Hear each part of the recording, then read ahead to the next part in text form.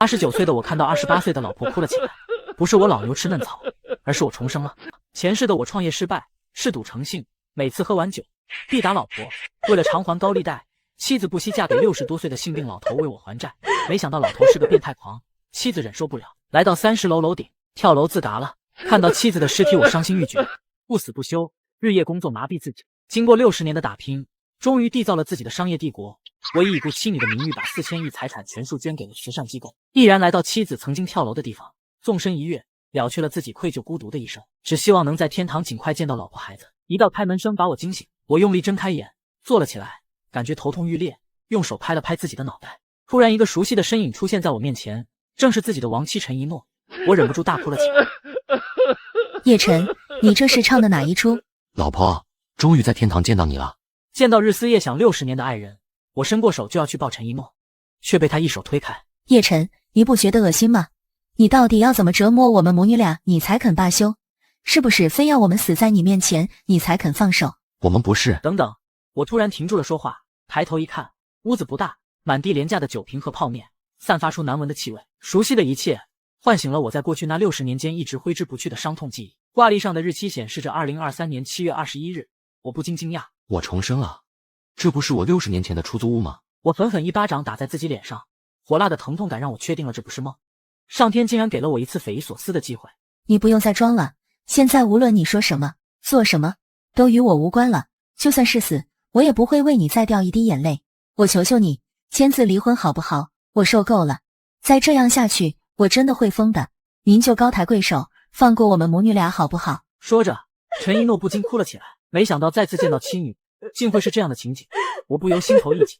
他曾不顾家人反对，放弃一切，嫁给一无所有的我却在一次创业失败后性情大变，酗酒嗜赌，稍有不顺就对他拳打脚踢。他曾无数次给过我机会，换来的却是忏悔后的变本加厉，我也变成了实打实的人间恶魔。所幸上天给了我一个赎罪的机会。我发誓，这一世不会再让他们再受到一点委屈，一定要让他们成为全宇宙最幸福的女人。老婆，我知道我对不起你们母女俩，也不奢求3言2语就能原谅我，只希望再给我个机会，我一定痛改前非，最后一次，好不好？改？你改？你拿什么改？怎么改？狗改得了吃屎吗？改不了，永远也改不了。看着心已死透的老婆，我心里在滴血。不怪他，我曾经就是一个禽兽，不，禽兽不如，不过也只是曾经。就在这时，几个身上有纹身的人冲进了屋里。哟呵，一家人挺齐呀。你们是什么人？闯到我家里来想干嘛？我说我们是散财童子，你信？你们是冲着叶晨来的。高材生，你以为不接电话我们就找不到你了吗？你已经逾期整整1个星期了，连本带利27万，是不是该还钱了？你欠他们27万。陈一诺眼里满是血丝，如果有把刀，他恨不得亲手杀了这个畜生。没错，你是他老婆吧？怎么当老婆的是不是得替你老公分担分担？你如果赔个几个万万，我可以考虑再宽限1个星期。找死！前世的今天，正因为自己像死狗一样看着陈一诺被调戏不敢吭声半句，才导致后面的一系列事情发生。在世为人的我已在自己贴身保镖的身上学到了一身拳脚功夫，面前这几个人几下被我打得跪在了地上。我拿着破碎的酒瓶指着为首的说道：他妈的，欺负谁都行，就是不能欺负我老婆孩子，否则我他妈让你死无葬身之地，马上给我老婆道歉，不然的话老子马上弄死你。几人看着满是杀气的我，连忙开口说道：对不起嫂子，我错，对不起对不起。我回头看了看早已吓坏的陈一诺，说道：回去告诉你们老大，1个星期内我一定还钱，30万，连着星期的利息一起。滚！几人一溜烟的不见了踪影。你他妈别得意，1星期后有你好看的，天王老子来了都救不了你。叶晨啊叶晨，我只知道你该死，但没想到你竟然该死到去借高利贷。结婚戒指被你卖了，我上班用的电脑被你卖了，我所有的嫁妆都被你卖了。来，看看还有什么能卖的，去，都拿去卖了吧。陈一诺讥讽的冷笑道：老婆，别叫我老婆，听着就恶心。我上辈子不知道造了什么孽，居然会选择嫁给了你。30万高利贷，呵呵，你就做吧。但我求求您大发慈悲，在你临死之前，能不能放过我们母女？你不为我考虑，也该为我们女儿考虑。再这么拖下去，你害的不是我，是悠悠。老婆，不，一诺，我保证1星期后，我会连本带利的一起把高利贷还了。从今以后，不再酗酒，不再赌博，好好的过日子。最后给我1个月，1个月后，如果你看不到我的改变，如果你还是坚持离婚，我成全你。1个月，希望你还能活到1个月。我可不想背上一个寡妇的罪名。他知道欠了30万高利贷不还是什么结果，说着，从包里掏出200块钱，冷冷地说道：“这里有200块钱，你再拿去赌场试试，说不定能赢个30万呢。”当然，陈一诺不是真的叫我去赌，这是夫妻之间最后的一丝情分，也是他身上全部的家当。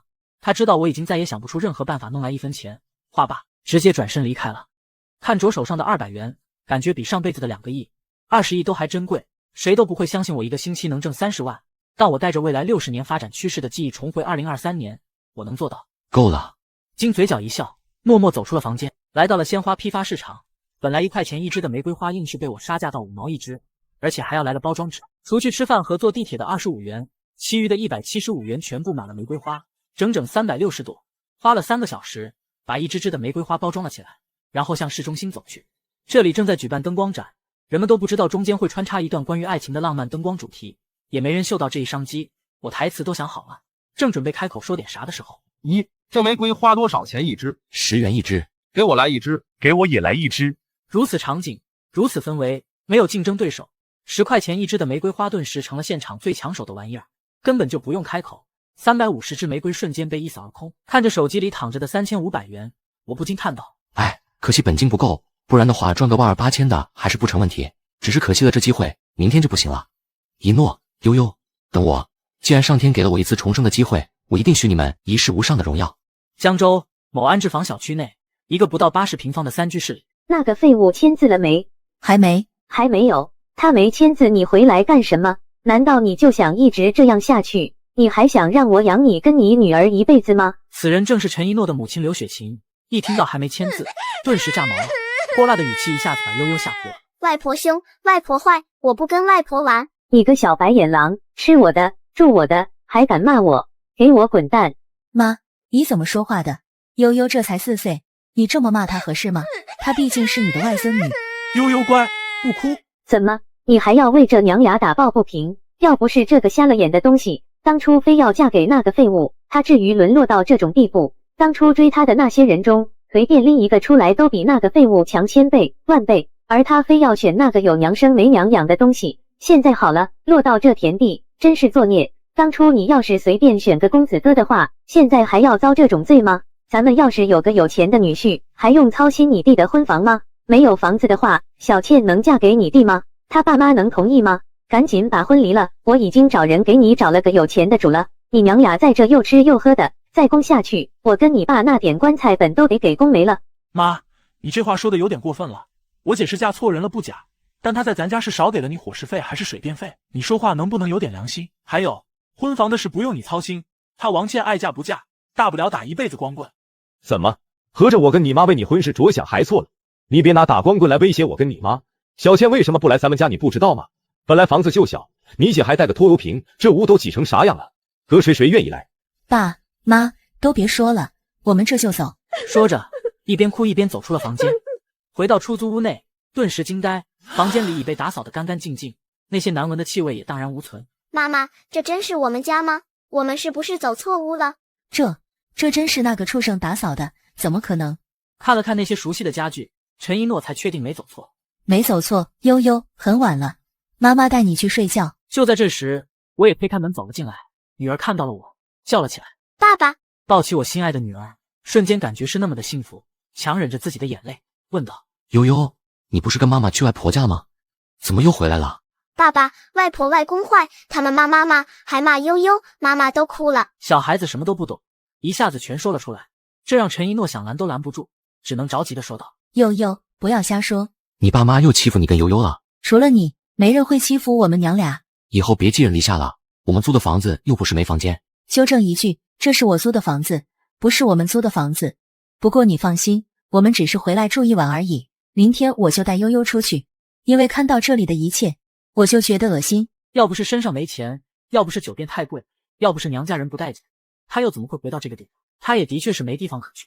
爸爸，你今天晚上干嘛去了呀？为什么现在才回家呀？真是贴心的小棉袄，正愁不知道怎么开口给陈一诺说晚上的事，机会却来了。爸爸今天去卖花了呀。啊，爸爸你去卖花了？花哪？悠悠可喜欢花了，我也要。没有了，被爸爸卖光了。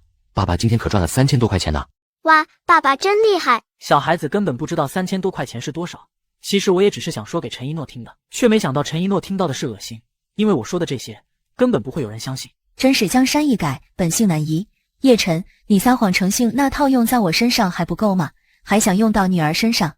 你想让悠悠长大后和你一样满嘴胡说八道吗？说着，陈一诺抱起了悠悠就要回房间。一诺，你看，呵呵，看来今晚手气不错嘛。这真的是我卖花赚的，一共3500块，你先拿500，这3000我还有用。我知道现在说什么做什么你都不会相信，等着吧，时间会证明一切。不用，这些钱用着不安心。话罢，头也不回的走了。说我打牌赢了3000多，他肯定相信；说我去卖花挣了3000多，他打死也不相信，因为这就是以前的我。我慢慢的闭上眼，又开始整理前世的记忆。你看，顺着小丫头指的方向看去，不由为之一惊。天呐，这是那个畜生做的，怎么可能？陈一诺一脸不信，但不是那畜生做的还会是谁做的？小丫头直接跑过去吃了起来。妈妈，快来吃，真的很好吃。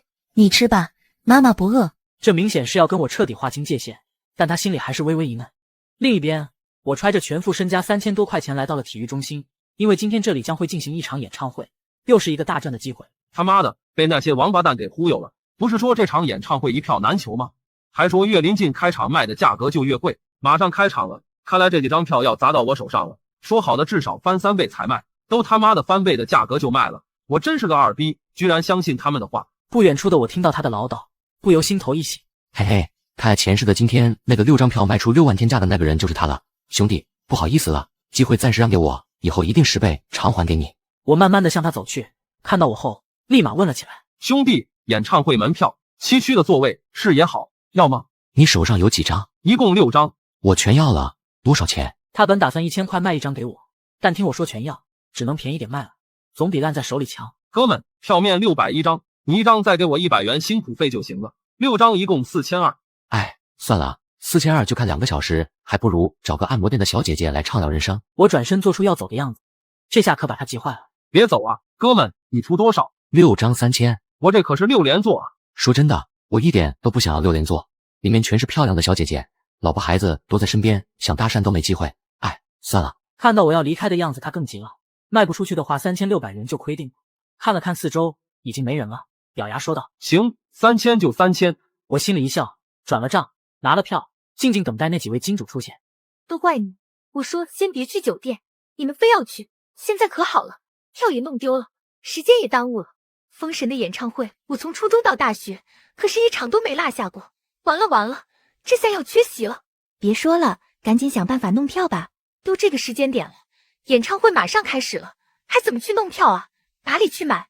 此时，一直不说话的女生看到了我手上的票，不由一喜，快速走了过来。面对好友的抱怨，她总得试试。帅哥，票卖吗？我们可以出高价跟你买。看来前世的今天就是眼前这6人以1万1张的单价买的6张票。当时网上可吵得沸沸扬扬的，不过有钱人又怎会去在乎这点钱？不卖，我约了几个朋友一起看的。小姐姐看了看我手上的票，刚好6张，不死心的说道：2000一张，6张12000，行不？不卖，我可是花了1200一张，还费了老大的劲才弄来的，开什么玩笑？而且这又不是我一个人的，还有我朋友的票。这时，演唱会门口传来了山呼海啸般的呼喊声，女生更加急了：5000一张总行了吧？赶紧卖给我好不好？5000，6张3万，这价格绝对能卖了。我故作迟疑的摇了摇头，因为我知道这几个女子可是花了1万1张买来的。说了不卖啊，这要是卖了，我怎么跟我朋友交代啊？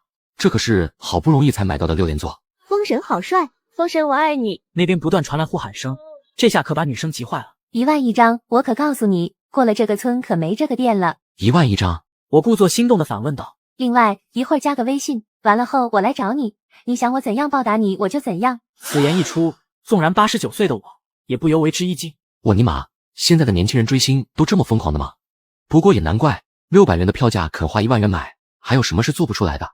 行吧，卖给你，给我转6万就行了，其他的就不用了。谢谢。扫码转账拿票，女孩迅速走了回去。另一边，华兴商贸的办公室里，陈一诺，你怎么搞的？让你拿着咱们的产品去找云山网络公司进行推广，怎么现在对方推广咱们竞争对手的产品了？这就是你的业务能力？王涛，华兴商贸副总，早已垂涎陈一诺的美色，多次明示暗示被拒，自然要整一整陈一诺。王总，云天网络之所以要选择咱们竞争对手的产品，是因为咱们的报价比对方低了1成。如果咱们的推广报价都比竞争对手高，那公司还要你来干什么？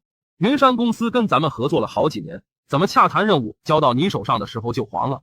我最后再给你一次机会，明天如果你还是搞不定，就卷铺盖走人，滚蛋！是的，王总。我回到出租屋内，陈一诺与悠悠都不在，不过只是预料之中的事。我坐在沙发上，闭上眼睛，又开始整理前世的记忆。我靠倒卖演唱会门票，一晚净赚5万7，却不知道老婆在公司被上级欺负。次日一早，揣着昨晚赚的6万块钱，早早来到了古玩市场。因为前世的今天，一条古玩捡漏的消息登上了热搜。老板，清朝乾隆年间的通宝要长长眼部。哥们，大清王公府里出来的花瓶，有兴趣吗？进入古玩城，一路上全是吆喝叫卖的声音。说实话，想在古玩城来捡漏，那几率还不如去买张彩票。只可惜时间太长，无法记住中奖号码，不然哪会这样东奔西跑搞启动资金？操，怎么把那玩意给忘了？我顺着声音的方向望去，不由一喜。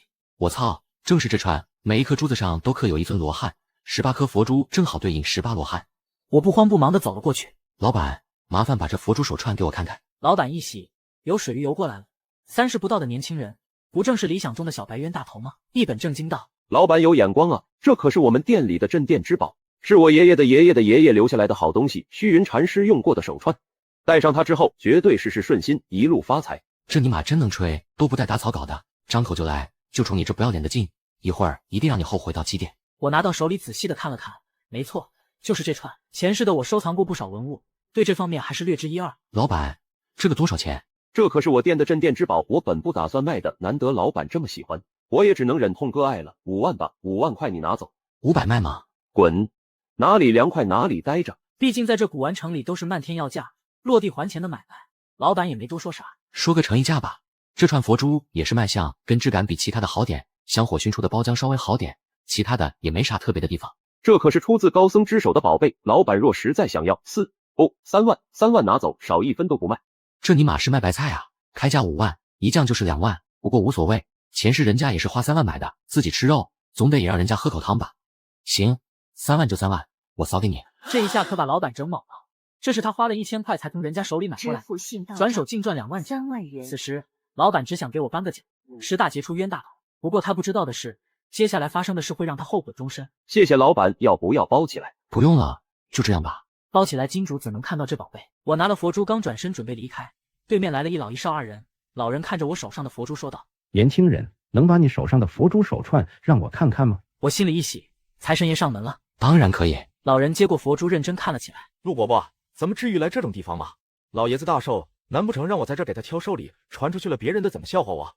我又不是掏不出钱，犯得上吗？景山啊，你还不了解老领导，他喜欢文玩，尤其是那些能盘的文玩，但却不是喜欢那种昂贵的玩意了。老领导轻言一声，你要是真给他买那些价格不菲的，他转头就得骂你，信不信？所以啊，还是到古玩城里挑点看着舒坦，品相好的，能盘就成。老人一边看一边与旁边的年轻人说着话，说着脸色渐变，忽然大声说道：金刚寺的罗汉珠，这是金刚寺的罗汉珠。老人不禁抬头看向我，众人也围了过来。陆伯伯，这里头有讲究，很值钱。我曾陪老领导去金刚寺听老方丈提到过，相传金刚寺的红衣高僧为了纪念18罗汉，用后院那棵百年檀树制出了18枚佛珠，并耗时3年才在那18枚佛珠上雕刻出18罗汉的样子。而后的几十年里，这串佛珠形影相随，直到作画圆寂，此佛珠浸淫了红衣高僧半生道心，与香火经语同存数十载，虽非神物，但静心安神，却无物可比。众人大吃一惊。老人继续说道：可惜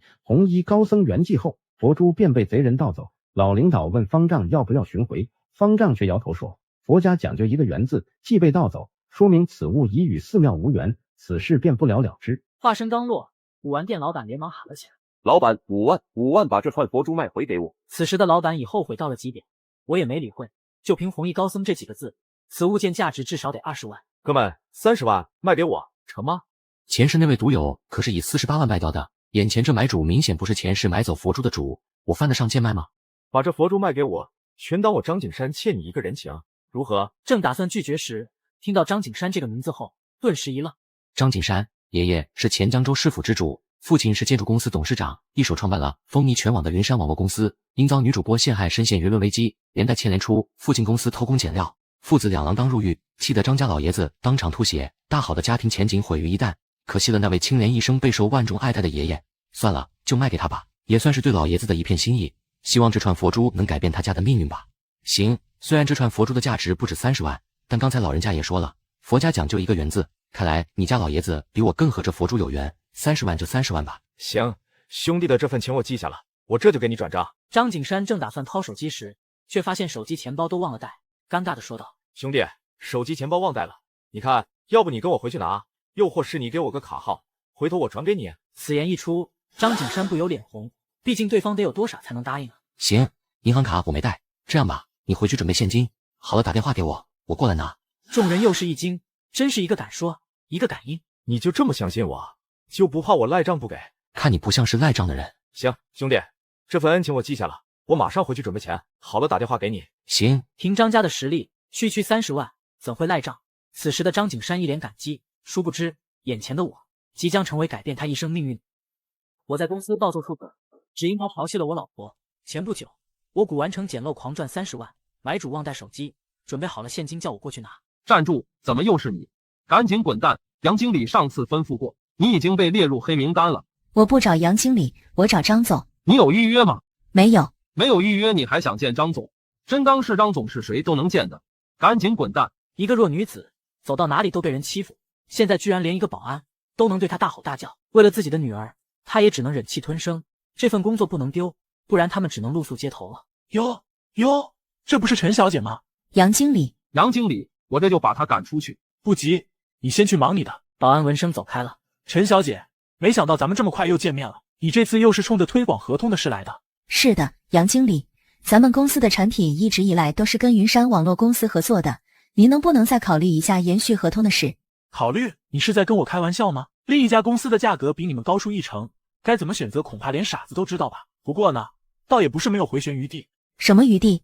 忘记我上次跟你说的了，跟我出去吃顿饭，共度一碗良宵，合同什么的都好说。商务合作这一块，我有话语权，哪怕是比别人低1成，我也能拍板，如何？你做梦！我要见张总，我要跟张总谈。如果张总拒绝合作的话，那我就死心了。贱货，你还给脸不要脸了是吗？真以为你是清纯玉女，跟到老子不比你那个赌鬼废物老公强多了？贱货，你他妈还敢打我，我他妈弄死你！你他妈是谁？竟然敢打老子！我是她老公。你就是那个贱货，那个废物老公？你可以骂我，但你敢骂我老婆，找死！这是那个胆小怕事、唯唯诺诺的叶晨。来人，给我把他抓起来，报警！杨经理是吧？报警抓我可以，但你最好确保我进去后就出不来，否则我出来后玩死你。信不？我就烂命一条，光脚的不怕穿鞋的。你这是在威胁我？叶先生，你到了吗？到了，张总就在你们公司大厅，不过你们公司的人要报警抓我。啥玩意儿？有人要报警抓你？你等着，我马上下来。你听着，最后再警告你一次，如果你再敢欺负我老婆，你的日子也到头了。你他妈这是怎么回事？张总，我刚才一进来就看到你们公司杨经理要打我老婆，我就在他动手之前动了手，然后他就让这些保安把我抓起来报警。什么？是这么回事？张总，你别听这赌鬼瞎说，我只是……你只管说是还是不是？是。连女人你都能动手去打，你他妈还是男人吗？你这是不拿云山网络的名声当名声了？你他妈不要脸可以，但别把我云山网络的脸丢了。你就是叶先生的爱人吧？抱歉，都怪我没管好我的员工，对不起了。张总严重了，我是华兴商贸的员工陈一诺，这次过来是想跟你们云天网络谈续约合同的事，您看能不能看在咱们2家一直保持良好合作关系的份上，继续对咱们公司的产品进行推广。我们不是一直在跟你们合作的吗？是的，张总，10天前咱们华兴商贸跟你们云天网络的合同到期后，你们云天网络就不跟咱们续约了，转而推广起我们竞争对手的产品。还有这事儿？张总，咱们2家合作好几年了，从没给你们云天网络带去任何因质量而受到牵连的麻烦，而且咱们给的费用也是市场行情价，我知道他们给的价格要高出1成，这只是竞争对手恶意抬价而已。张景山脸色渐变，华兴商贸老总可是他的高中同学，好哥们，如果因为这个就终止双方合作，他怎么对自己兄弟交代？云山网络公司会差那一层佣金，这可不是钱的问题了。杨迪，你是不是要给我一个解释？张总，我糊涂了，只顾着效益。不过咱们跟对方签的是临时合同，随时可以单方面终止。临时合同，这不明摆着给自己留了一手吗？能一时倒留一手，这是糊涂。张景山也意识到了这一点。陈小姐，你找杨迪交流的时候，他怎么说的？此言一出，杨迪脸上再也没有一丝血色。陈一诺深吸一口气，鼓起了莫大的勇气说道：杨经理说，只要我答应赔他1万，就跟我续签合同。找死！杨迪，我干你大爷！给财务打电话，立刻结清杨迪的薪资，我云天网络从此再无这号人。好的，你们几个把这个杂碎拖出去，从此不得让他踏进大门一步。张总，我错了，求求你再给我一次机会，我不能失去这个工作呀。陈小姐，对不起了，这是我会亲自给李总一个交代的。合同你带来了吗？带来了。陈一诺激动的连忙递过合同，张景山签完后说道：你直接去商务部盖章就行了，就说是我说的。谢谢张总，谢谢张总。话罢，直奔商务部而去。张景山递过牛皮纸袋，说道：叶先生，30万，你点点。不用了，我相信张总。谢了。谢我什么？不应该我谢你吗？谢谢你帮一诺解围，签下那份合同，能让他顺利回去交差。要说谢，也是我谢你们，要不是你们，我还不知道公司里还潜伏着那种害群之马。还有叶先生，我知道那串佛珠不止值30万，相信你也知道。冲着你这爽快劲，我记下了，以后有啥需要帮忙的，可以佛珠的人情来找我，好使。我本打算就此离开的，想想今天发生的事，觉得张景山还是比较正直的人，稍作思索后，还是说道：张总，你们公司旗下是不是有不少美女主播？对，怎么？没怎么，就是想跟张总说一下，诱惑的一面往往都是陷阱。老祖宗说过，色字头上一把刀。张总在迎向诱惑的时候，最好留个心眼，预防一下陷阱，别让自己栽了跟头。叶先生，你什么意思啊？没什么意思，就是看张总的印堂不对劲，直觉张总可能会深陷桃花劫。不过信不信在于张总。合着你还会算命？还是那句话，信不信在于张总。见到陈一诺过来，我连忙说道：先告辞了，张总。话罢，我们便转身离开。没走多远，陈一诺接到一通电话。什么？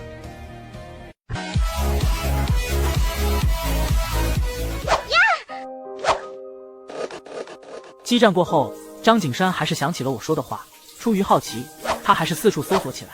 突然一惊，这是针孔摄像头！妈的，想陷害我！另一边，我和陈一诺来到派出所，小舅子打人被抓，找到当事人进行和解。对不起，我是陈一浩的姐姐陈一诺，是我弟弟不懂事打伤了人，还请你高抬贵手放我弟弟一马。对不起有用的话，那还要警察干什么？高抬贵手放你弟弟一马，那你怎么不让你弟弟高抬贵手，别打破我弟弟的头？我弟弟脑袋上可是缝了7针，整整7针。是我这个当姐姐的不好，没有好好管教他，回头我就带他去你们家道歉认错，求你们高抬贵手放他一马好不好？认错道歉？把我弟弟打得头破血流，几句认错道歉就完事了。要不你让我拿板砖把你砸个头破血流，我再给你认错道歉。是不是那样你就能放过我弟弟了？行了，别废话了，所谓的和解无非就是想要钱，说吧，多少？叶晨，这没你的事，你给我滚，赶紧滚！一诺，难道你觉得低声下气的哀求几句就能让他们放过1号了？能吗？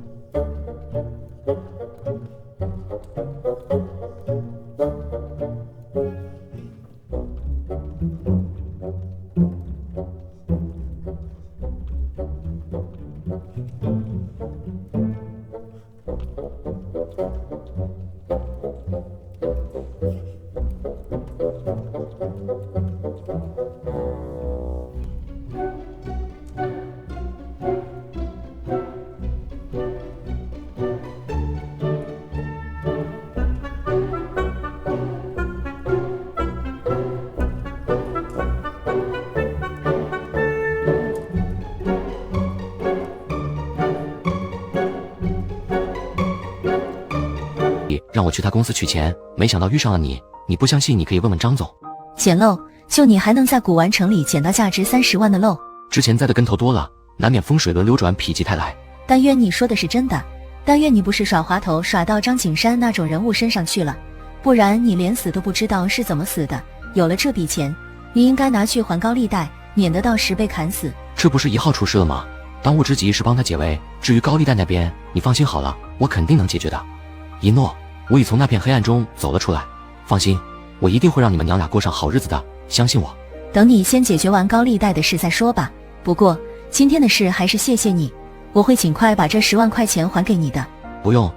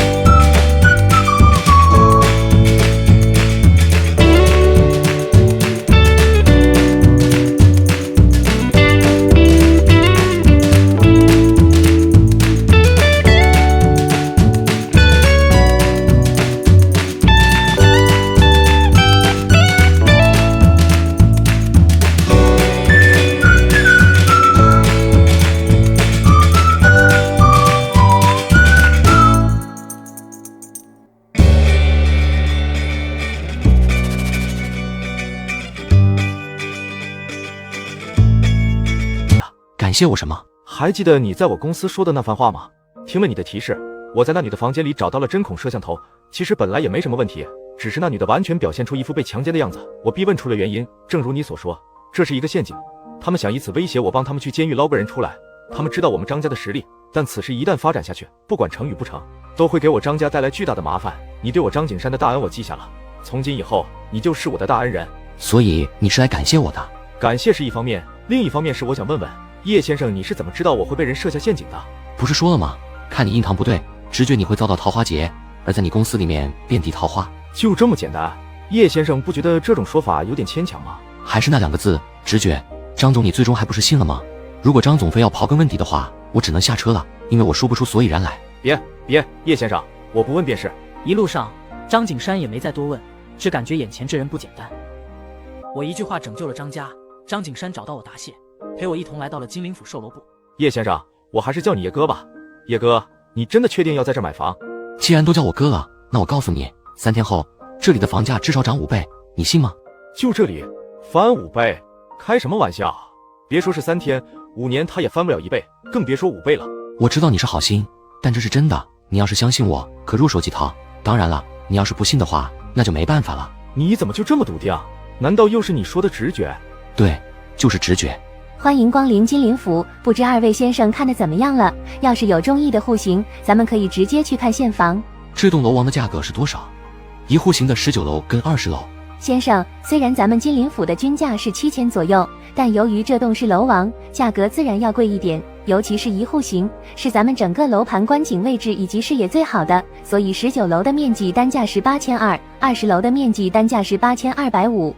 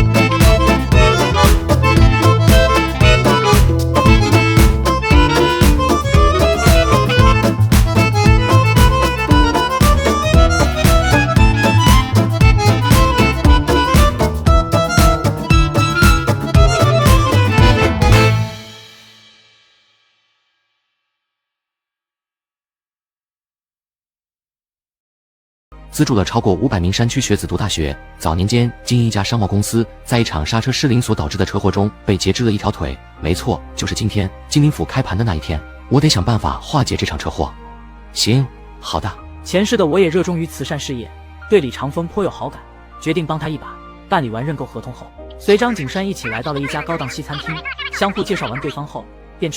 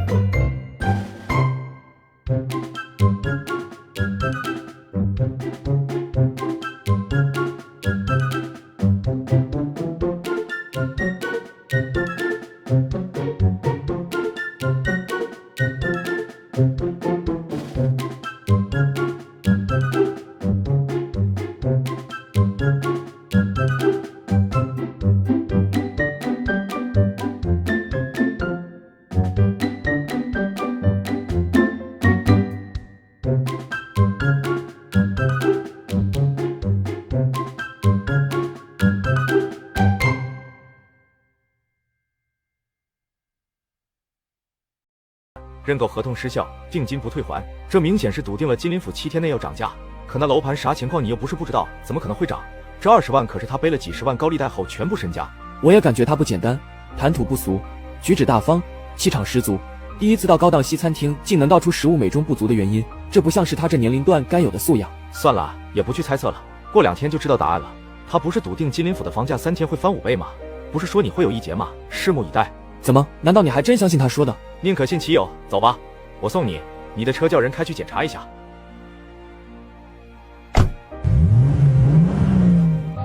好车开起来就是不一样，小心！喂，李总，您的车刹车失灵，出车祸了。什么？就在刚刚，平时你回家的那条路上，货车太多了，等我减速的时候，发现刹车失灵了，就撞上货车了。你们俩怎么样？人没事吧？还好，当时速度不是很快，只是受了点轻伤。你当时的速度多少？差不多60。行，你们等一会儿，我马上过来。怎么了，长风？被叶先生说中了，我的车出车祸了。什么？我不是叫人去开我的车吗？回来的路上就出车祸了，刹车失灵。还好他们速度不快，只是受了点轻伤。他们时速60，我平时都是开的100以上。所以，如果不是听了叶先生的，如果不是你送我回家，估计我现在就躺在医院了。叶哥真的这么准？先不说后果，他能够算到我今天有一劫，而且再三按。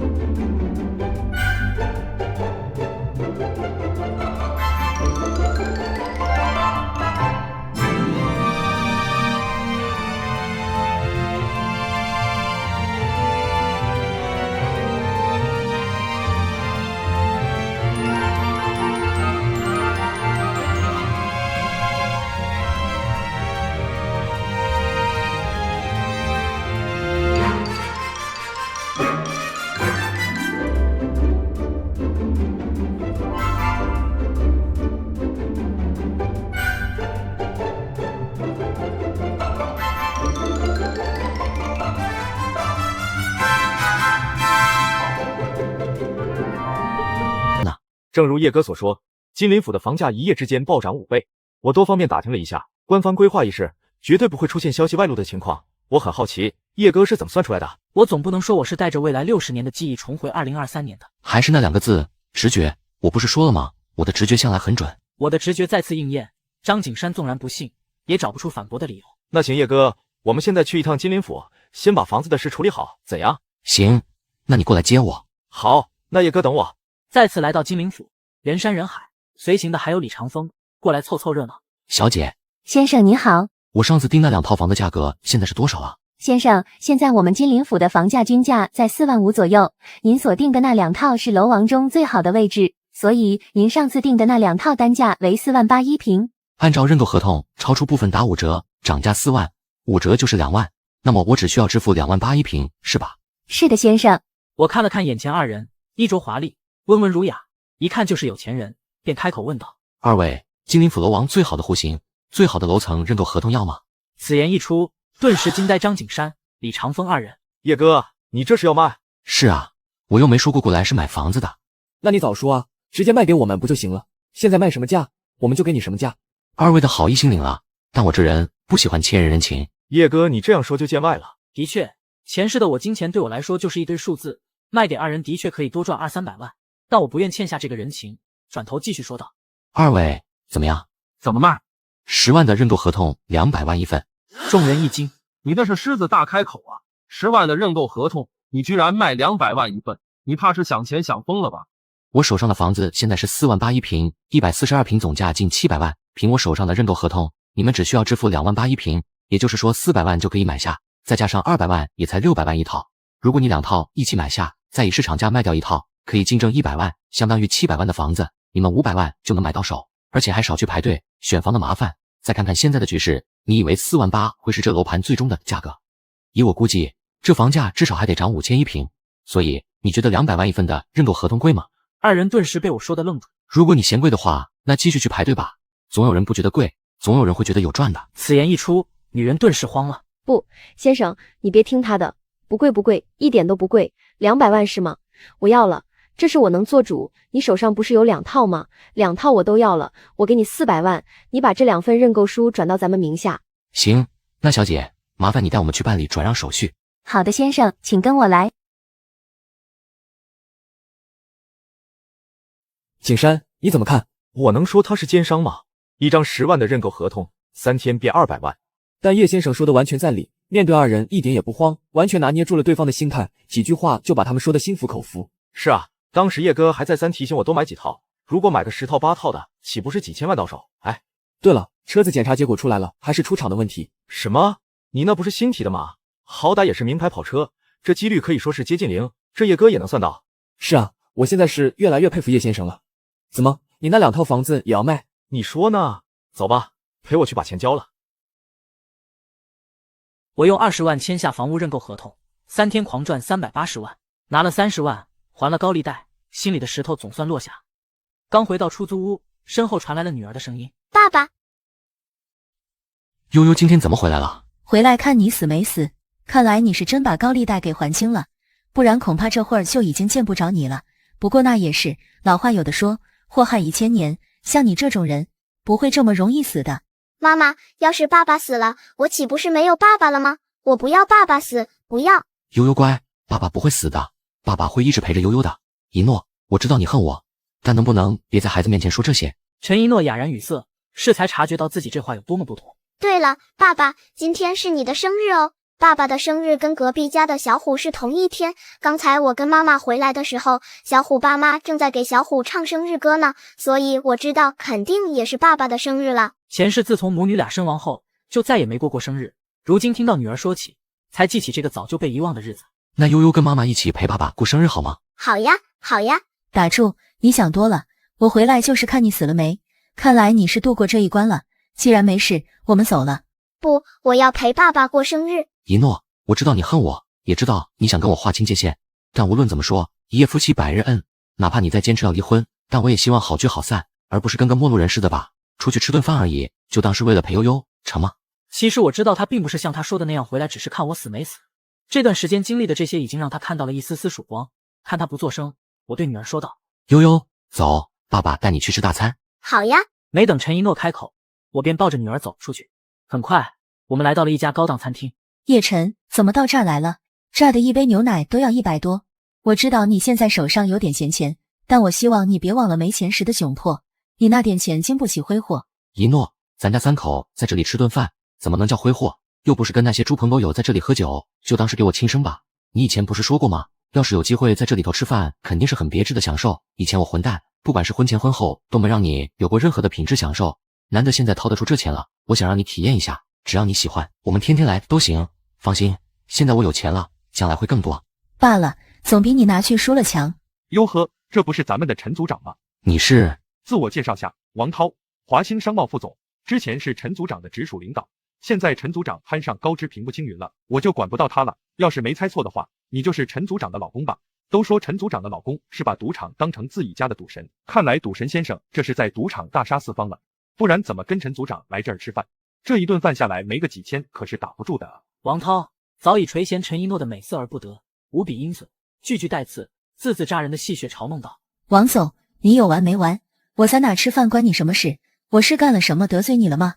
怎么事事针对我？陈组长别这么大的火气嘛，一场同事打个招呼，这不是应该的吗？难道你怕我不小心说出些不该说的话来，影响到你跟你那个赌神老公之间的感情？叶晨，咱们走，我不想跟这种人废话。陈组长这是急了，怕我把你那些不光彩的事儿捅出来让你的赌神老公知道。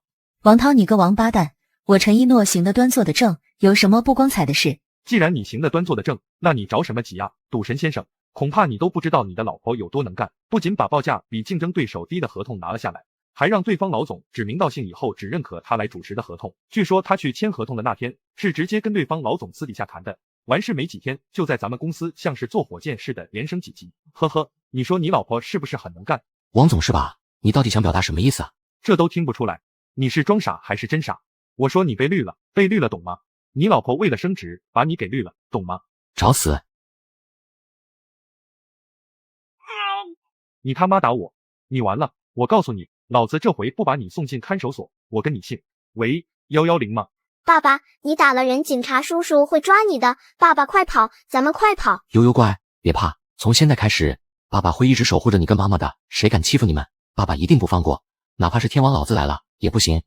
叶晨，你快走！想跑，跑得了和尚跑得了庙吗？一诺，你带悠悠先回去，人是我打的，始终都要做个了断。叶哥，叶先生，你怎么在这里？这是怎么了？王涛，这是怎么回事？李总，我刚才看到陈组长跟她的老公在用餐，就过来打个招呼，没想到她老公一言不合就对我动手，我已经报警了，警察正在赶过来。李总，你可得为我做主啊！李总，不是他说的那样，他是在颠倒是非。王副总对我升职的事不满，在公司造谣污蔑说我是用不光彩的方式换来的升职，我忍了。今天我跟叶晨和女儿在这吃饭，不巧又遇上他，他跑过来一顿阴阳怪气的说了一通，言下之意说我跟云天公司的老总怎么，所以才签下那份合同，才换来我的升职，还借此来羞辱叶晨。叶晨气不过，就动手打了他。我怎么污蔑你了？我有说过你跟张总怎么吗？张景山、李长风二人也大概知道了其中的原委。长风，听说他管你舅妈叫姑妈？一码归一码。知道了。我他妈让你嘴贱，让你给我泼脏水。张总，我错了，对不起，对不起。叶哥，嫂子，抱歉，没想到上次签合同的事给你们造成了这么多麻烦。张总严重了，我感谢您都来不及，要不是您上次签了那份合同，恐怕我回去就得卷铺盖走人了。刚才谁报的警？谁打的人？一场误会，回去吧。张公子也在。是这傻逼报的警，是不是误会？你问他吧。先生，是您报的警。误会，都是一场误会，对不起，给你们添麻烦了。你确定真是误会？确定没事？这时候再给王涛几个胆子，他都不敢上纲上线。确定，我确定，没事了，真没事了。那行，不过我得提醒一句，以后不要随便就报警，谎言了说你那是在报假警，浪费咱们的公安系统的警力。是，我错了。长风，就这种货色，你还能把他留在公司？就因为他喊你舅妈一声姑妈，小心哪天把你坑的后悔都来不及。李总，我不用说了，回去收拾东西，离开华兴商贸吧。能力不行，我可以给你机会，但人品不行，我李长风不敢攻，也攻不起。本来一场好好的庆生宴也被搞得没了心情。回去的路上，陈一诺突然停住了脚。叶晨，你有没有想过，如果真被抓到派出所怎么办？至少拘留15天。一诺，放心，我心里有数，餐厅里面有监控，以他公司副总的身份，只要他还想在职场混，就绝不敢让这事闹大。你娘俩就是我的软肋，只要伤害到你们，我绝不妥协。退1万步说，用15天拘留换来揍他一顿，至少他以后再也不敢这样对你了。那你就不怀疑我就像王涛说的那样？以前我混蛋，我不否认，现在算是醒悟了吧？你陈一诺不嫌我孤儿出身，一穷二白，选择了跟我在一起，毕业后又顶着家里压力跟我结婚生女。我叶晨这辈子除了你跟悠悠之外，再也没有任何亲人可言。如果我连你都不相信，我还能信谁？你陈一诺真是这种人的话，还用得着等到今时今日吗？这就是我的心里话。经过这几件事，陈一诺心里也慢慢的燃起了希望。我接着说道：一诺，这是我最近配置出来的无瑕膏，能去除你身上的伤疤。另外，这张卡里有20万，密码是你的生日，你先拿着。陈一诺不可思议的看着我，说道：你还是改不了吹牛的毛病，现在哪有能去除伤疤的药膏？另外，你如果真的醒悟了，就应该拿这20万好好的创业，钱不用，我能养活我跟悠悠。试试吧，万一真的有用呢？这20万你先拿着，就像你说的，万一我又拿去打牌输了呢？陈一诺也没再多说，接了过来便带着女儿走了。看着他们母女俩的背影，沉思了许久。喂，张总，刚才的事谢谢你了。叶哥，说这些干嘛呀？什么谢不谢的？我早看那逼玩意不顺眼了，今天也就是逮着机会收拾他一顿而已。叶哥，不知你对赌石有没有兴趣？明天西郊那边有批料要回来，要不要跟咱们一块过去凑凑热闹？我心头一喜，因为前世赌鬼状态下的我去围观了西郊那场盛宴，亲眼见证了什么叫一刀天堂一刀地狱，又是一个赚钱的机会来了。好，什么时候？明天上午。那我明天去接你。好。我与老婆的感情慢慢修复，张景山的一通电话提醒了我一个大赚的机会。次日一早，我们一行3人便来到了西郊赌市场。李总，昨天的事谢谢你了。叶先生，我还是叫你叶哥吧。叶哥，你也别张总李总这样叫了，看得起兄弟的话就直接叫名字吧。昨天的事你千万别说谢，抛开你是我的救命恩人这点不说，就王涛的种种行为早就触及到了我的底线，之前不过是碍于那点所谓的亲戚关系，加上找不到一个让他滚蛋的契机，才对他一忍再忍罢了。正好遇上昨天的事，有了契机，直接让他滚蛋。长风，明智的选择，就那傻逼，真的，要是不让他滚蛋，迟早得害死你。哟，这不张公子吗？怎么老书记的面子在这里也吃得开？张景山一见此人，顿时来气。操你大爷！老子就是仗着我家老爷子的事，你能咋地？不咋地，就是有点鄙视你而已。一家子都吃老书记的香火人情老本，你跟你爸就不害臊吗？你父子俩该不会觉得老书记剩下的那点老本能被你们吃一辈子？等老书记两眼一闭，人走茶凉，你觉得你跟你爸还有老本能吃吗？不过话又说回来了，你倒是比你爸好那么一点，最起码你比你爸要点脸。李牧，我干你大爷！眼见张景山就要动手，我一把拉住了他。来打我保证一动不动的让你打个痛快。但我奉劝你最好是考虑一下后果。想想你那位老书记爷爷，一把年纪了还得委身到处去托关系捞你，还得屈尊找我商谈和解，你就不觉得惭愧吗？我干！景山，我叫住了张景山，就算要打，也得先搞清楚对方的来头意图，不然可能会吃亏。这时赌石也正式开始了，对方也没有继续纠缠下去。我轻声问道：对面是什么来头？你们有什么过节？说来听听。李牧，四海集团的少东家，家里不差钱，有个在市局当大领导的舅舅，还有个从省厅退下来的老爷，仗着家里有钱有权，四处为非作歹。这傻逼前2年在网上聊了一个女主播，天天给对方打榜，估摸着大半年的时间得花了几百万，后来一个劲儿的约对方，但都被那女主播以各种各样的理由拒绝。我在一次偶然中得知，那个女主播其实就是套着硅胶仿真人皮的抠脚大汉。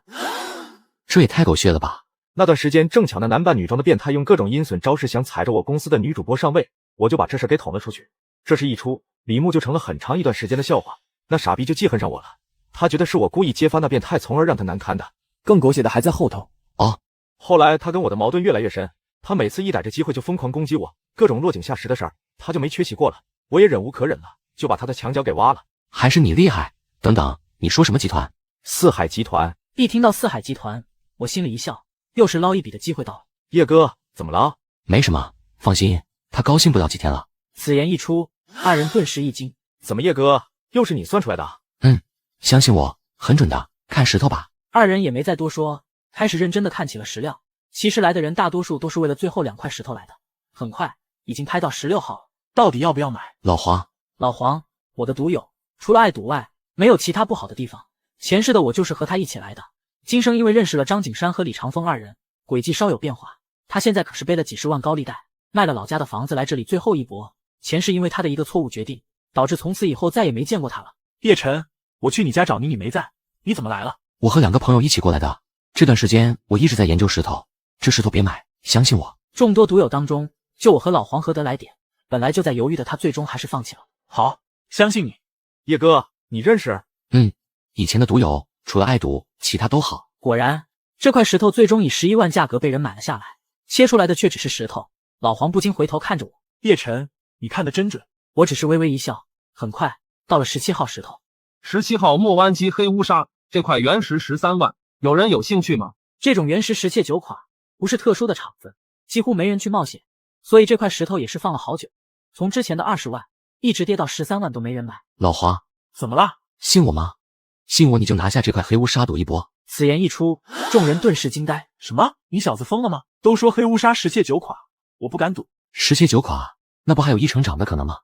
再说，眼下就这块10几万能拿下，剩下的那些动辄好几十万上百万，你拿得下吗？还有，我最近运气好得很，真的，相信我，不坑你。老黄一向比较听我的，听我这么一说，一咬牙说道：13万，我要了。众人又是一惊。姓张的，你这兄弟就是这么坑人的？就这块破黑乌沙，从20万一路跌到13万都没人要，还嚷嚷着忽悠人拿下，这安的啥心？不过刚好能和你这傻缺玩到一块儿。你他妈说的这是人话吗？石头没切开，怎么就知道坑了？万一切开之后大涨了呢？既然你这么有信心，咱们赌一把，这要是能开涨，我输你100万；要是垮了，你输我50万就好，如何？叶哥，有把握吗？有点。行，老子不占你便宜，不差这几十万的，对赌100万。如果里头啥都没有，我输你100万。哈哈，有魄力，不愧是老书记的孙子，比你爸强多了。看来我得想想这100万怎么花了。你他妈能不能像个男人，别整天阴阳怪气的。先生，要开吗？还是先擦个窗口看看？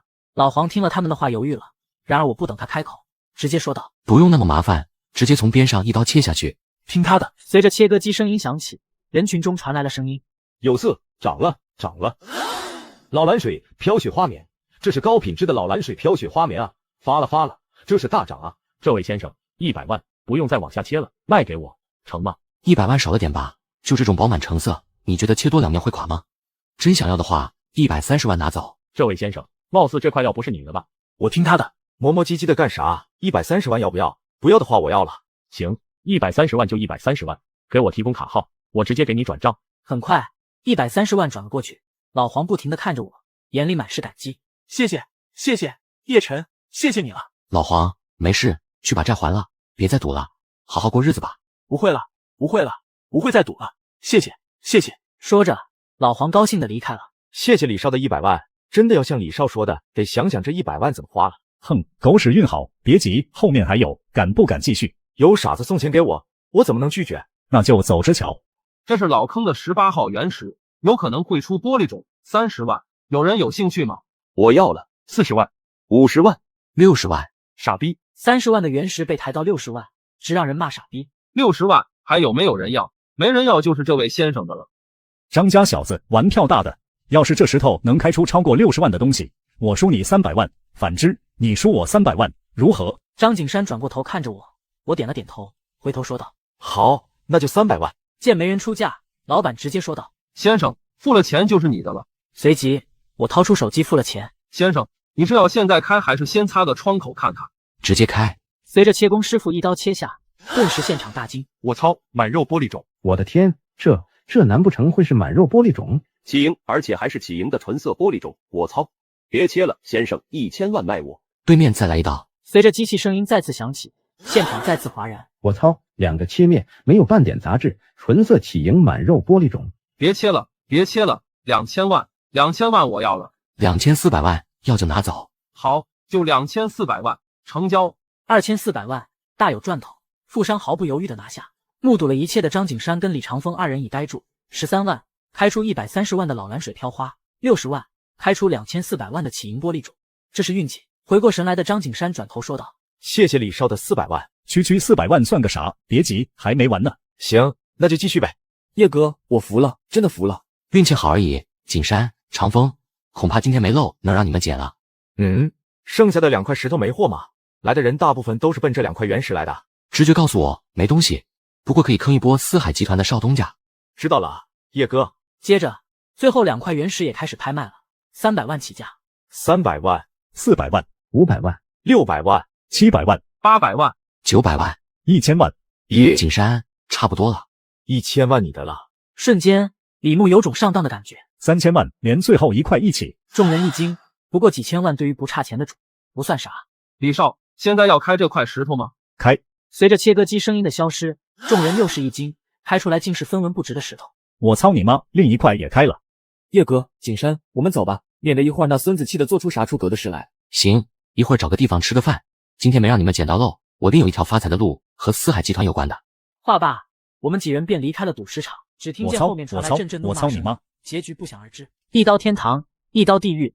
我买下60万元时，狂赚2400万。离开赌石场后，我们3人来到了上次的餐厅。叶哥，你刚才说的财路到底是什么财路？怎么就跟四海集团扯上关系了？做空四海集团。此言一出，顿时惊呆二人。啥玩意儿？叶哥，你疯了吗？你说做空四海集团，你没跟我开玩笑吧？我是认真的，没开玩笑。叶哥，你可能不知道，四海集团现在在港股市场中可是蒸蒸日上的势头。从上市之初的40几亿市值，几年已经翻了几番，达到了160多亿。而且今年在股市上，除了那几次大盘受挫，整个股市大环境陷入低迷的情况之外，四海集团就都一直保持着上涨的势头。就连那几次大环境整体低迷的熊市，也仅仅是跌了那么不足为道的一点而已，而且很快就又涨了回来。叶哥，在目前这种大环境下，做空四海集团并不是一个明智的选择。最重要的是，没有任何消息释放出有关于四海集团这只股票会下跌的信号。叶哥，你该不会是对做空这个词语有误解吧？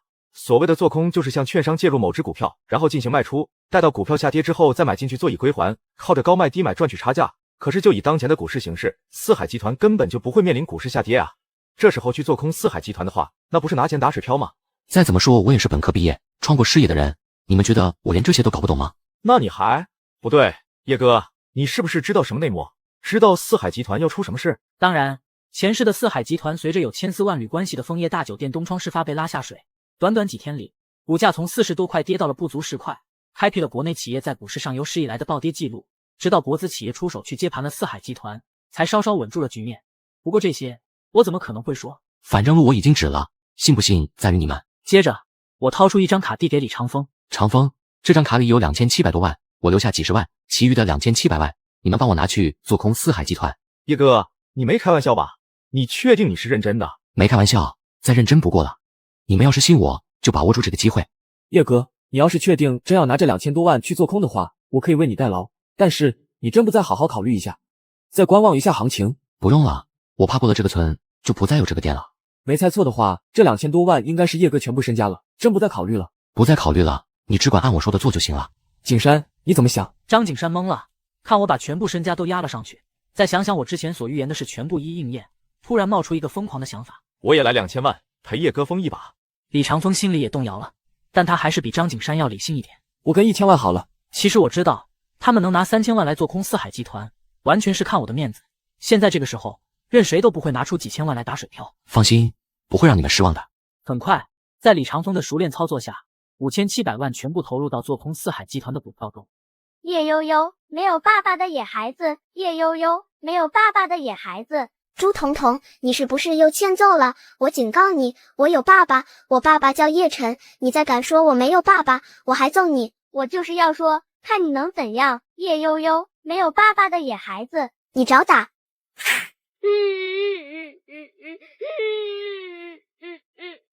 彤彤，怎么了？妈妈，叶悠悠打我，她用脚踢我，好疼！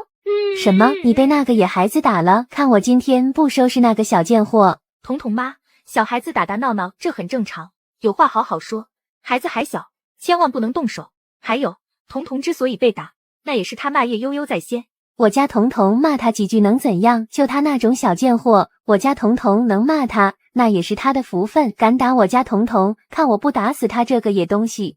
彤彤妈，叶悠悠只是个4、5岁的孩子，你这么说话太过分了吧？你是不是一定要护着这个小贱货？是的话，就别怪我连你也一起打了。悠悠，爸爸，你说谁是小贱货？你这个社会败类，还没被高利贷的砍死，还没喝酒喝死。回答我，你说谁是小贱货？哟呵，你还跟我来劲了，想吓唬我？我说你女儿是小贱货，说你那个长得跟狐狸精似的老婆是贱人，就你这种窝囊废，说不准她都在外头绿了你多少回了，你女儿就是个小贱。打得好。该死的，我爷们是个爷们。童童平时在学校里专门欺负小女孩，逮着就欺负，女人也不好好管教，仗着家里有钱，一副高傲的姿态出了名的难缠。幼儿园的其他家长也是敢怒不敢言。此时见状，大呼痛快。疼吗？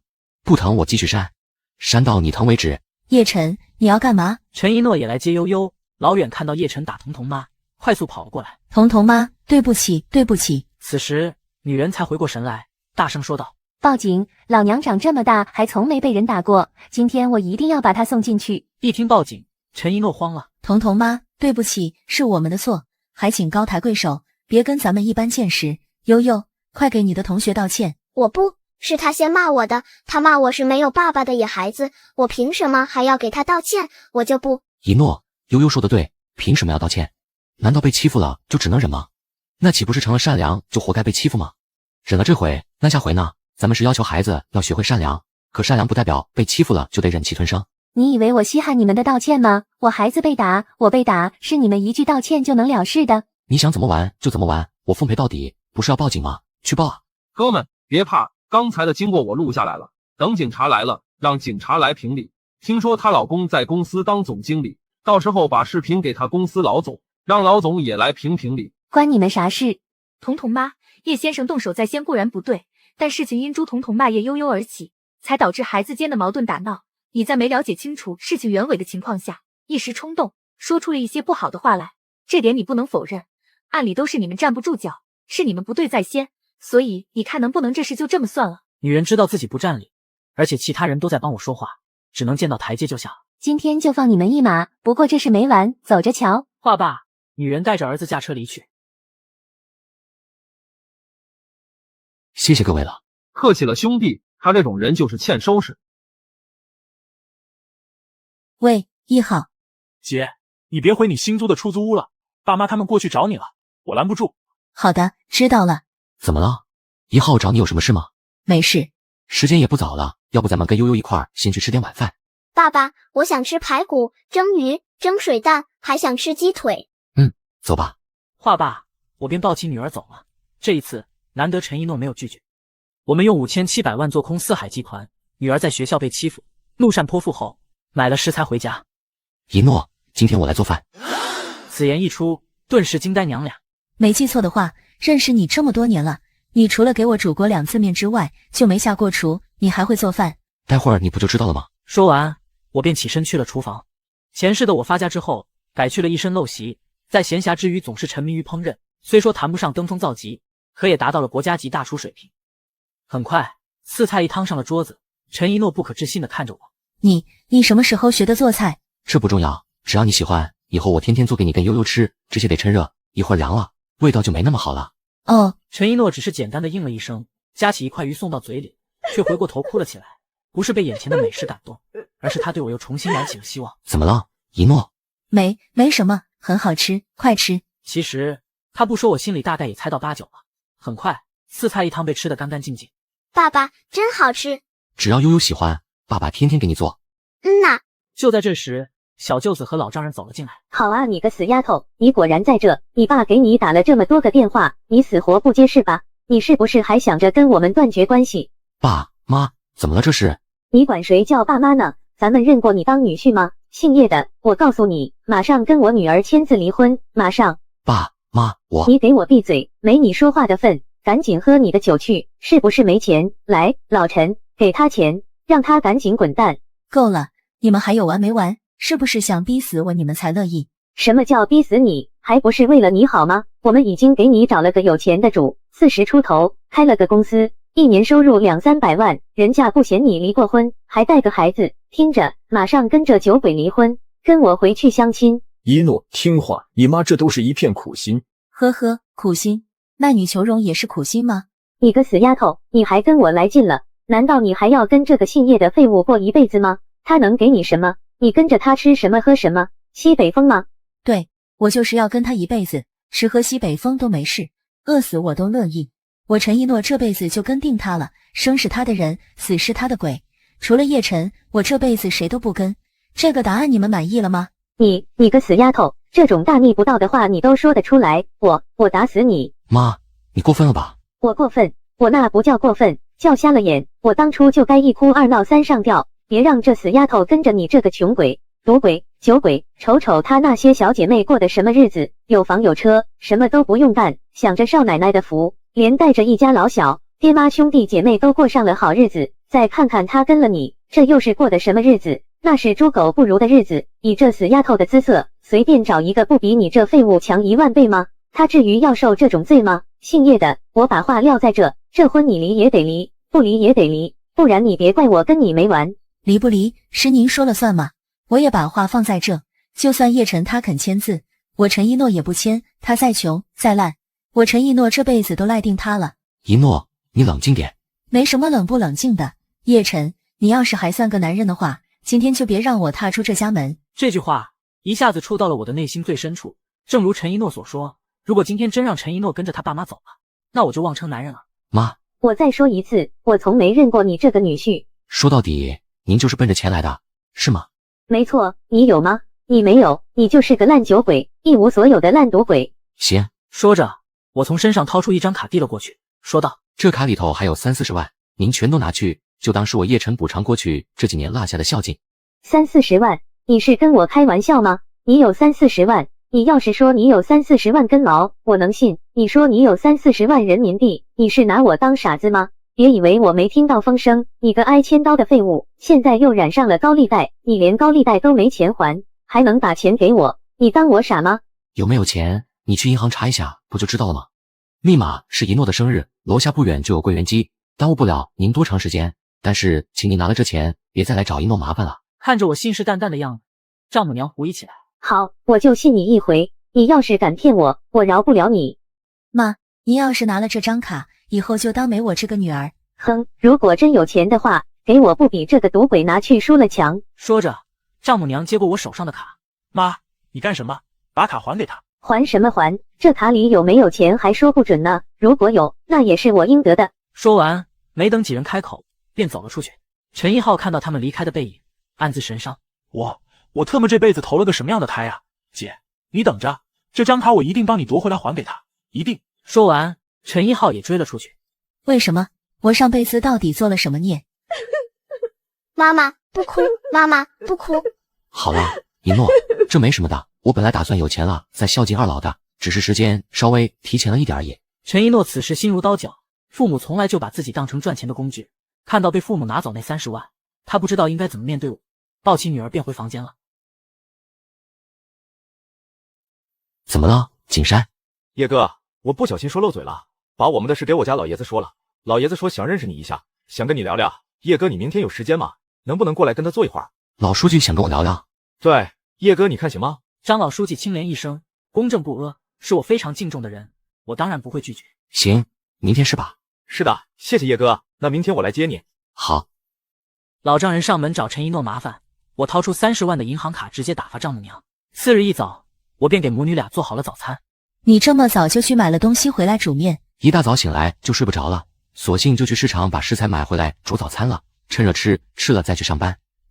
你昨天把银行卡给了我妈，还有钱花吗？一诺，你不用担心这个，有得花。能问一下，你那些钱是从哪来的吗？又是还高利贷，又是给我20万，又是被我妈拿去30-40万。你之前说的捡漏也不过30万而已，还因为1号打人的事儿拿了10万和解费，这已经近100万了。你该不会是以为我有赌博去了吧？金陵府房价暴涨那事你知道吗？这跟金陵府的房价暴涨有什么关系？接着，我把金陵府认购合同的事一一说给他听，只是说的是得到内部消息。那如果那天你不拿10万出来作为1号打人的和解费，你不是就能多订一套房子，多赚200万？200万，他想都不敢想的金额，因为帮他弟弟，白白少赚了200万。是这么个事，不过无所谓，主要是别让1号沾上案底，钱以后再慢慢赚就行了。那你接下来有什么打算？无暇膏你用着觉得怎样？一听到无暇膏，陈一诺就想到那立竿见影的神奇功效，不禁表露出不敢置信的模样。我就用了2天而已，就有了明显的淡化去除效果。那无瑕膏真是你亲手研发出来的？不然呢？那你接下来打算往生产无瑕膏的方面发展吗？这是肯定的，当前市面上的所谓祛疤、无瑕都是一个旗号，真正有功效的少之又少，所以一旦无瑕膏面世，肯定会迅速占领整个市场的，这种机会怎么能错过呢？既然你有这种想法，那么现在这个阶段无疑是你资金最紧缺的起步阶段，你怎么还给我妈30-40万？不行，那30-40万我一定要去帮你拿回来。一诺，不用，那30-40万就让妈拿去好了。就像我说的，就当是补偿过去那些年我落下的孝敬。至于起步资金，我有办法，你不用担心。陈一诺此时也没再多说。饭后，我便来到了张家老院子，见到了前江州之主张景山的爷爷叶小友，来尝尝，虽然不是什么好茶叶，可唇齿留香的回甘感也是不赖的。谢谢老书记。听景山说您老想跟我聊聊，您有什么想问的，尽管问，我知无不言。行，那我就不客气了。听景山说，你之前笃定金陵府的房价要涨，你是怎么笃定的？要知道，政府把金陵府周边城中村拟为首个迁改开发试点单位，这事儿知道的人可是没几个，就算知道，也没人敢往外抖的。老书记，我说我是分析出来的，您老信吗？你说说，怎么分析出来的？随着时代的发展，咱们江州已经到了一个瓶颈期，要么安于现状，要么大刀阔斧改革。但我觉得，不管是江州的地理位置还是城市地位，都决定着江州不可能会安于现状。在这种情况下，只能大刀阔斧去动刀了，但得先找一个试刀点。而作为尝试，那么肯定是要挑个有试错余地的地方，那就是城中村。放眼江州，能有试错余地的城中村不多，恰恰金陵府周边就是一处，因为那里的脏乱差已经严重影响到江州的城市名片，就算试错失败，也不会造成任何影响，等于是进行了对脏乱差的一次大规模整改。相反，一旦成功了，这将会是一笔大大的功绩政绩，还能掀起城中村改革的风潮，让江州的发展走向另一个繁华高度。而且1个月前，省里市里还打着基层走访的旗号去那边逛了一遭。在如此背景形势下，我笃定政府肯定会拿金陵府周边的城中村进行试点，也让我笃定政府的迁改开发命令会在近期出来，所以才有了去金陵府交定金的事儿。不过让我意外的是，金陵府的房价会在一夜之间暴涨5-6倍，我本来以为能有2-3倍就已经不少了，看来还是低估了政府的力度。呵呵。老书记听完这番话，不由一惊，没想到眼前30不到的年轻人居然会说出这番话来，却不知我是带着未来60年发展趋势的记忆重回2023年的。这些说辞来之前都已经想好了，毕竟马后炮谁都会放。就冲你刚才说的那番话所反映出的远瞻性以及商业嗅觉，在我见过的人里，无疑是数1数2的。哪怕是一些抓住时代机遇从而一飞冲天的商人，跟你一比都得不如。老书记严重了，也过誉了。昨晚我还听景山说了，说你拿2000多万去做空四海集团的股票，能问问你怎么会有这种想法吗？虽然我对股票什么的了解的不多，但也知道做空是一种极其冒险的行为，而四海集团目前正处于如日中天的发展势头，在这种背景下，你怎么会想去做空？老书记，我知道您找我过来就是想问这事吧？在你面前，我也不藏着掖着了。四海集团跟枫叶大酒店彼此之间是战略合作伙伴吧？没错，这又有什么关系吗？老书记，您应该从景山嘴里对我的过去有所了解吧？没错，我之前就是个烂泥扶不上墙的赌鬼，为此还欠下过高利贷，而给我放高利贷的就是恶名昭著、手段残暴的安达财务公司。因为这事，我知道了安达财务公司的幕后老板是人大的孙天启，而他还有另一重身份，那就是枫叶大酒店的老板。也因为高利贷的事，我得知了枫叶大酒店其实是个挂羊头卖狗肉的不法存在。据小道消息说，巡查组2度回马枪杀到江州，极有可能是冲着枫叶大酒店跟孙天启来的。这说明了枫叶大酒店跟孙天启已经被盯上了。一旦孙天启跟枫叶大酒店出事，那么跟枫叶大酒店关系紧密的四海集团，跟孙天启称兄道弟的四海集团董事长李四海，肯定无法独善其身。一旦李四海跟四海集团被拉下水，不管有没有问题，舆论都会把四海集团推到风口浪尖，紧随而来的无疑就是四海集团的股票一泻千里。那样一来，我们的做空将会赚得盆满钵满。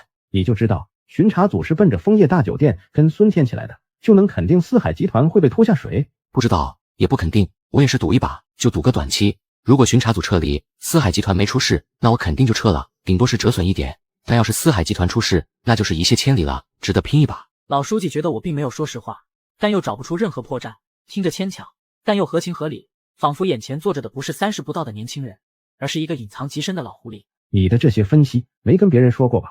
没，这些都是我个人的分析，哪敢拿出去说。老书记，那您说说，巡查组是不是奔着孙天启跟枫叶大酒店来的？你小子真行啊，咱们这才刚认识，你就想着从我嘴里套消息了？退一万步来说，就算我真知道什么，你觉得我能跟你说吗？呵呵，也是。其实这2件事老书记都知道，公正不阿的他肯定不会向任何人透露，包括自己的子嗣。他好奇的是我怎么会知道这2件事，所以才叫来我聊天。说点其他的吧，你接下来有什么计划打算？我对这个颇有兴趣的，以你对形势的敏锐洞察，以及对事物那抽丝剥茧的分析，我挺好奇你打算进军什么行业。老书记，说到这个，我倒是可能需要您的帮助才行啊。说来听听。我接下来准备生产一款去疤除痕的皮肤膏，生产容易，可是审批流程不容易，还望老书记能帮忙打个招呼，开绿灯。如果东西符合官方各项要求标准，这倒是没问题，但如果达不到，哪怕差上那么一丁点，我只能说抱歉。老书记您放心，您的为人整个江州都众所周知，我肯定不会给您添麻烦的。那就没问题。爸，家里来客人了。景山的朋友。